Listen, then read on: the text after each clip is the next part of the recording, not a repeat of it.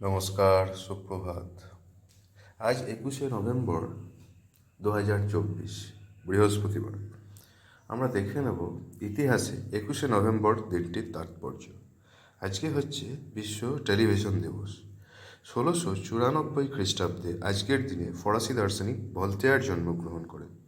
1783 খ্রিস্টাব্দে মন্ট গোলফার ভ্রাতৃদ্বয় প্রথম বেলুনে করে আকাশে ওড়েন আজকের দিনে। 1877 খ্রিস্টাব্দের 21শে নভেম্বর ফোনোগ্রাফ আবিষ্কারের কথা জানালেন থমাস এডিসন। 1904 খ্রিস্টাব্দে আজকের দিনে শিশু সাহিত্যিক ও ছড়াকার হরেন ঘটকের জন্ম হয়।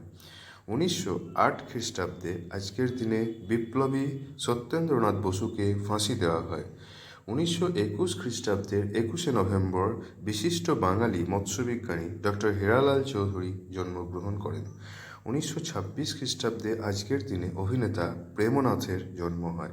1934 খ্রিস্টাব্দে আজকের দিনে অভিনেত্রী ও সঙ্গীত শিল্পী রুমা গ্রহ ঠাকুরতার জন্মগ্রহণ করেন। 1938 খ্রিস্টাব্দে 21শে নভেম্বর বিশিষ্ট অভিনেত্রী ও নৃত্যশিল্পী হেলেনের জন্ম। 1947 খ্রিস্টাব্দে আজকের দিনে স্বাধীন ভারতে আজকের দিনে